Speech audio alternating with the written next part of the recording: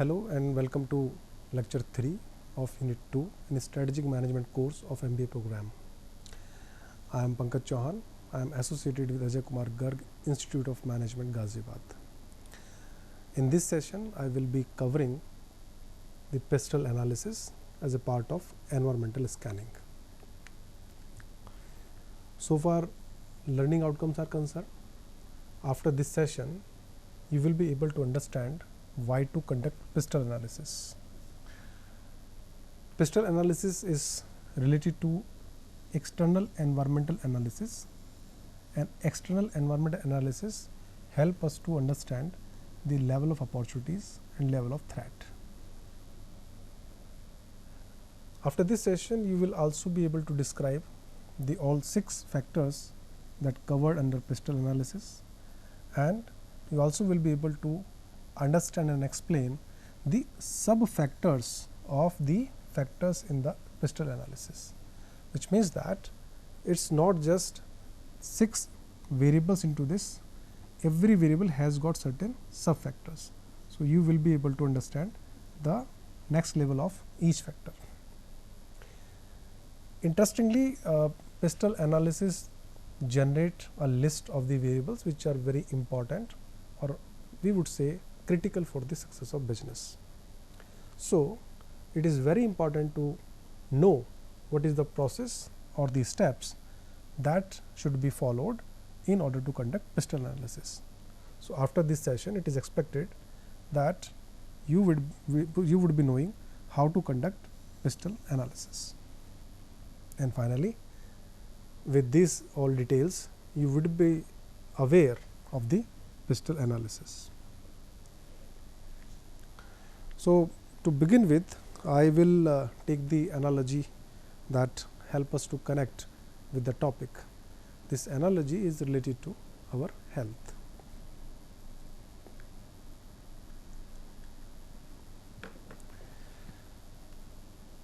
Vital organs regulate most of the health, which means that as such every nutritious value that is required, and if it is not available, will affect the health. But within the body, there are certain organs which also regulate the overall health of a person. Now, out of the available all the organs, medical professionals categorize some of the organs as vital organs, and it is always recommended that a person should go for a regular checkup of these vital organs in order to understand the exact nature of the health, whether the health is deteriorating, how much is the health risk. So that can only be evaluated or measured only if the functioning of vital organs are analyzed. Similar analogy we can take to the business. As such, excuse me, the success of the business depends on so many factors, but there are certain factors that we can say are very much strategic in nature and therefore affect the long term sustainability of the success that company may have. So these factors can be considered as critical success factors, or sometimes can be considered vital factors. So with the help of PESTEL analysis, the purpose is to bring out the list of those factors which are very important, and companies should know about the happening changes and the developing trends in those variables. Now look at this diagram. This is simply to represent that business environment impact the business organization, and in turn business organization respond, and the response of the business organization impact the business environment, which means that it is not just related to business. PESTEL analysis, if I consider as a important analysis for my business only, it is half true. The complete truth is that after having a complete analysis of these 6 factors under the PESTEL, I would be able to analyze my impact on my business environment as well as my business environment's impact on my organization. So, for example, one should be knowing the social impact of the product on environment, social impact of the products, whatever product we are selling or dealing, how these are affecting the social aspect of the environment. At the same time, we also should be aware about the impact of social factors on our business. So, it's a two-way process, and the process is so complex that in my first and second session I have already cleared it, that a team of experts in terms of their specialization in the various functional business domains are required to analyze the external forces and also the internal forces. So, it is not a kind of operational task where someone can sit, obtain the information and just analyze. Most importantly, one has to develop the patterns that give us the strategic insights, which are very important for strategic decision making. So, it is a task of experts or the person who have enough experience in a particular industry, and that experience is contemporary as well. Sometimes we go with the experience and with the gut feelings that are not so much relevant in the contemporary business time. So, it is therefore the knowledge of the experts are always required. So, before we move ahead, let us look at why to conduct PESTEL analysis.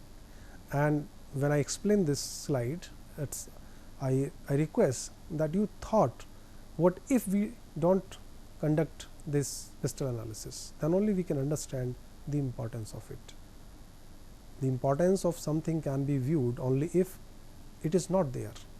So, for example, if I am running a car over the highway and my speedometer is not working, or per se my dashboard is not properly working, so I would not be having fair idea about the speed, the fuel I have and the heating of the car. I would be in lack of the information. In that way, I would not be able to analyze or properly understand what is the situation of my car. Maybe the fueling measures going to tell me that it is the right time to get the tank filled, but because my dashboard is not indicating anything, so I may be halting somewhere on the way just because my car is now out of petrol. Similarly, if we are not conducting PESTEL analysis properly, maybe there are the factors who are harming us maybe in time to come, which are not apparent today. So, if we don't conduct analysis, obviously that situation cannot be evaluated or measured. So, now one by one let us look at why to conduct analysis. So, the first thing is to obtain insight. As I said, it is not just the information, it is the insight, which means that after the analysis we could obtain the information which is important, and then we will add some interpretation to this in context of our business. So, when we put the context to the information, that becomes the insight. So, to obtain those insight, we should conduct PESTEL analysis. Now, this is important to know three things: where the environment is heading, what are the events and trends that are emerging, and lastly, third one, what are the opportunities and threats present in the trends. So, to evaluate all these things, to know about these things, one should conduct PESTEL analysis. Now, let me take you to the understanding level to a more detail by giving one example. This example is about Hindustan Unilever Limited.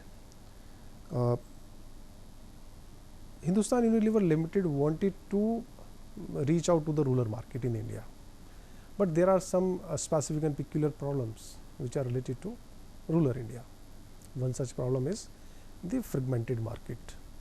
There is huge market, more than 6 lakh villages we have, 70% of the population still live in rural areas. So, per se we can see that the market is huge, but that is fragmented, which means that Small groups of villages are there. Within those villages, small number of families are living there, and the poor infrastructure. There is no connectivity properly. So a lot of problems are there to reach out the consumers. Secondly, the poor income level of the rural people. However, it is not exactly the case everywhere in rural India, but by and large this is the situation which is prevailing. But HUL wanted to pursue this market.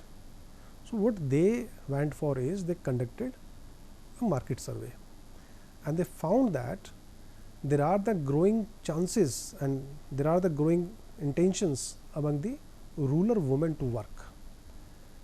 Rural women intended to work to become independent. That is the first trend that appears. Secondly, there were the people who were looking for the opportunity with the companies, but because nobody is going to reach them, therefore they were not able to harness. So what they did is HUL started a project called Project Shakti. Now there are different dimensions to this project. Let me take it very ahead in front of you. This project can be considered in different studies. In this particular situation where I am discussing it, that Project Shakti, through this Project Shakti, HUL created a kind of new delivery system wherein they not only included the rural women but also connect them together through the microfinancing way. So that sort of the microfinancing can be more inclined toward the financial inclusion of rural people, women empowerment. So a lot of things they have done through this Project Shakti.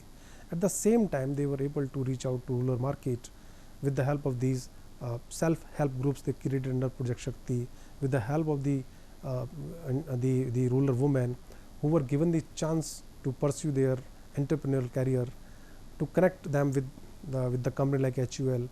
At the same time, they were able to resolve the problems of connectivity, poor infrastructure, lower level of income, etc. So through the research, they found some trend. They understood where the environment is heading entirely. They understood what are the opportunity and threat, and what they done is they create a strategy, and out of it they found that there is a way out that not only help us but also help the environment. And that what I suggested in the previous slide. It is not that you are affected by the environment, equally it is the environment which is affected by the businesses. PESTEL analysis we conduct it to systematically spot possibility of changes in various environmental factors and to know the level of impact of the changes on the marketing activities and decisions. So these are the reasons why to conduct PESTEL analysis. Now what are the different forces under it? As I mentioned earlier, there are 6 forces, or there are 6 factors. Political factor, P stand for political, economic factor, socio-cultural factor, technological factor, ecological or environmental factor, and legal factor. These are the 6 factors.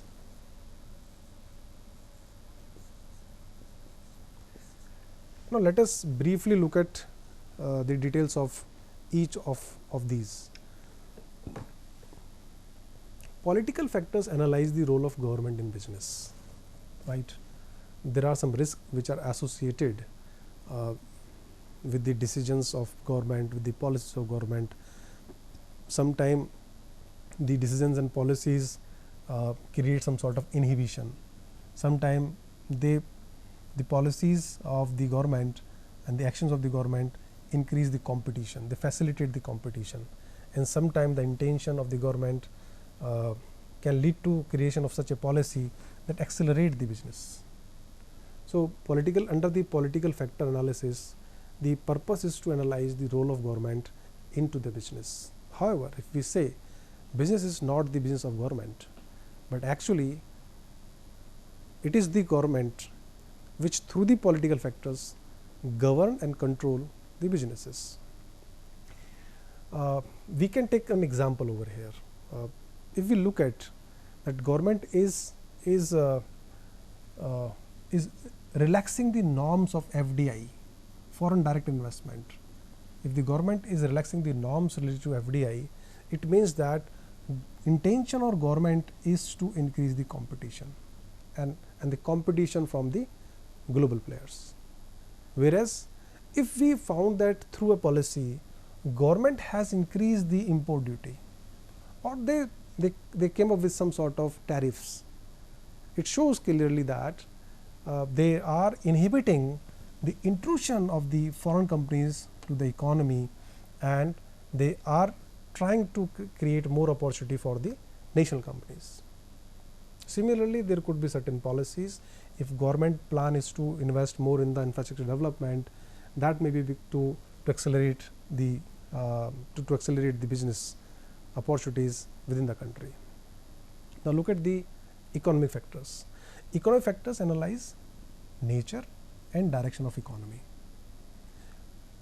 and by and large the economic factors are related to demand, liquidity and growth, because these three are related to each other. Economy will not generate good returns if demand is there without liquidity, because demand backed by liquidity can only give growth. So there are the factors which are related to demand, which are related to liquidity and to the growth, that one should consider while analyzing the economic factor. I think it makes sense to understand these independently, but it makes more sense if we place these two together, political with economics. What government does when they try to create such type of policies, they try to impact the economic factors. So in one of my session previously I mentioned that things are not in isolation or silos in business. We have to consider the interaction among these factors. Going forward, now look at the socio-cultural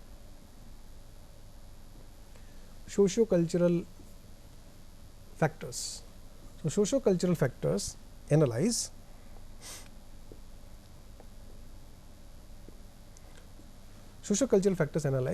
the demography and cultural limitations and permissions. These two words are very important. Whenever we think of socio-cultural factors, the very next word that comes to our mind should be what is permitted, what is not permitted. We have to identify those things which under a certain society, which under certain culture are allowed to do, and what is the demographic profile of that society and that culture. Demography include the age distribution, the gender distribution, the income distribution and the occupation, etc. Next is technological factors. Technological factors analyze effect of technology on the marketplace. And what we should analyze when we analyze the technological factor, we should analyze the technology life cycle in the particular economy or per se in the particular market. Technology adoption by the consumers and research and development activities pursued by the at present pursued by the competitors as well as by the government. Now next factor is ecological, and ecological factors analyze the environment related aspect of business, right. We will discuss in little detail ahead. And finally the legal factors. Legal factors analyze what is and what is not legal as per legislation. So one thing which I say is common in the socio-cultural factors and legal is, here we also go for limitation and permissions, and here we are also looking for the what is allowed and what is not allowed. Now in this case of socio-cultural factors, the exploration of limitation and permission is in the context of cultural aspect. In the legal factor analysis, the context is legislation. One should be very much clear about the rules of business, the laws of business.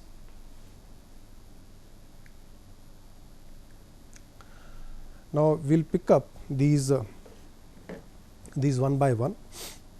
First factor is political factor.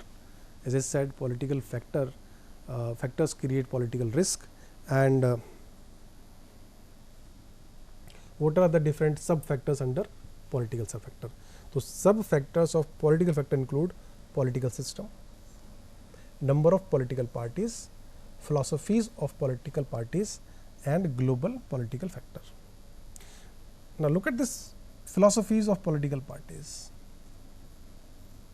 In America, they are pursuing the philosophy of America first, whereas in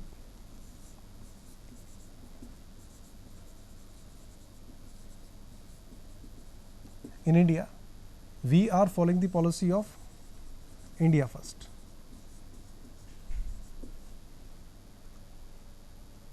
We are also initiated the self-reliant India. So what is this all? This somewhere suggested that now there would be different kind of policy making, there would be different kind of politico-economic equations among various countries, and that too may be grounded up to the regional level. So if I am as a company evaluating the political factors strategically, so point is these factors we go through these factors, the environmental factors, in different context. We can look at this from the marketing point of view, we can look at it from the HR point of view, but now we are looking at it through the lenses of strategy, which is more, I would say, comprehensive. So now there are growing nationalist government which are appearing in different part of the world, and that's why there are the business policies which are affected, which are going to affected or indeed are affected by the philosophies of political parties. Look at this one, global political factors. If a country is a part of any geopolitical bloc, such as in India, in case of India it is SAARC, ASEAN, in European countries it is European Union, it is NAFTA.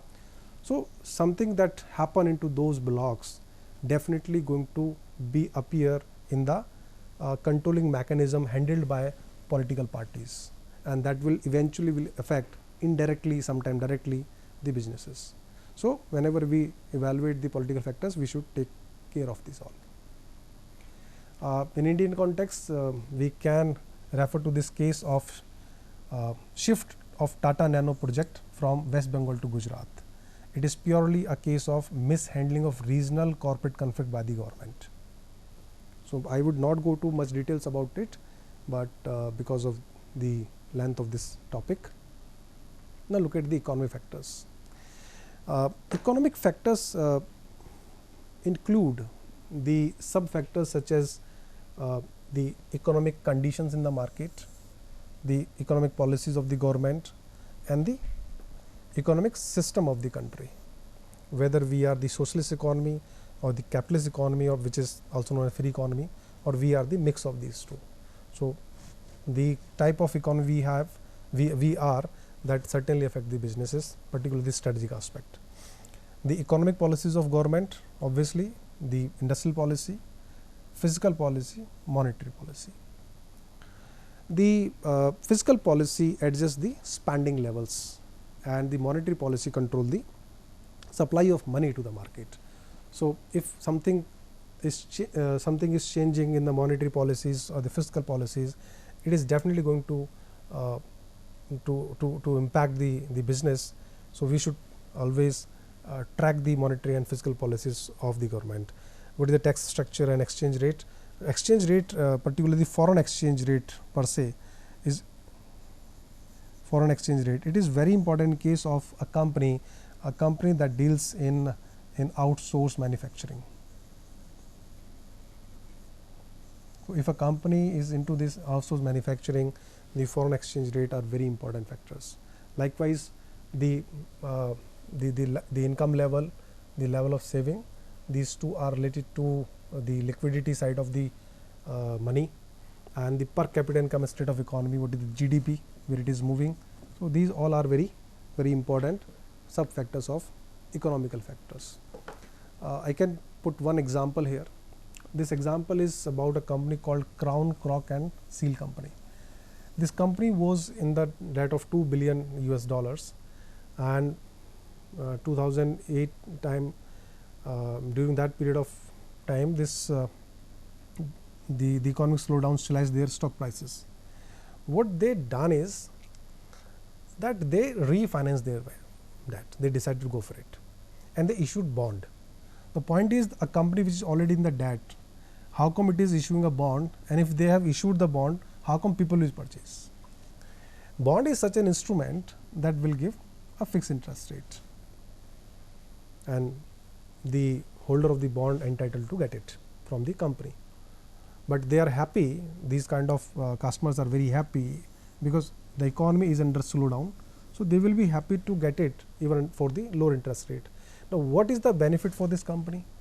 It is not that economic condition will remain same. Maybe their own condition may remain same, but economic condition will grow more. So, whenever this recovery phase start in the economy, obviously they will be earning more, but at the same time they are giving less to the holder of the bond. So, what will happen is that these bond holders will repay the money and get they will sell out their bonds. So, in this process, this company will get benefited, and as per the case study, they eventually got out of this debt. Next is socio-cultural factors. Socio-cultural factors analyze demography and cultural limitations. The very good example is McDonald's entry in India. When McDonald's entered into India, they didn't come up with this Big Mac burger because this Big Mac burger contain beef, and beef is not preferred in India. So, this is one I would say the aspect of culture in a particular country that should be taken care by a company. There are a lot of huge number of examples that we can quote in this context. So, the sub factors under the socio-cultural factors should be evaluated, like the values and the attitude of the society and the culture, the manner and customs, the language, the demography and the religion. DINKS, double income, no kids. This is again something related to the demographic part, and it is now been observed that in India the age of marriage is delaying, and not only delaying, but after marriage there is a certain period of time wherein both the partner try to double their income without getting more responsibilities. So, this is emerging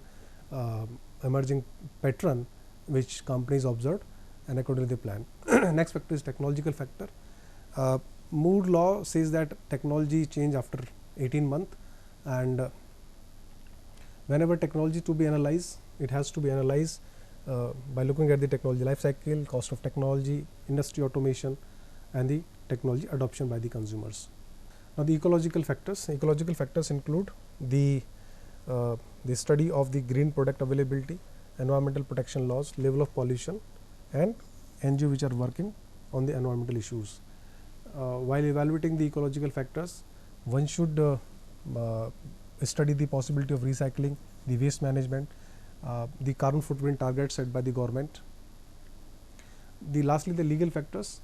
Legal factors should be analyzed in terms of the starting laws that are applicable to the startups, applicable to the existing business, hiring and firing of the workers, closing a business. And this is how one should conduct the PESTEL analysis. So, first of all, we should explore the company specific key sub factors as per the industry relevance, and then we should rate each of the factor. After the rating, we will get a list based on the rating, and this particular list identify the trend on these factors, and these trend that can be that can affect the business prospect, and then we compare the impact of these trend that we are observing and the rating which we have provided, and then we will try to create the testable assumptions or the hypothesis regarding this factor, that okay, we give this rating and this is what the trend is appearing. So, in time to come we should take these kind of strategic decisions so that we can make out the gap.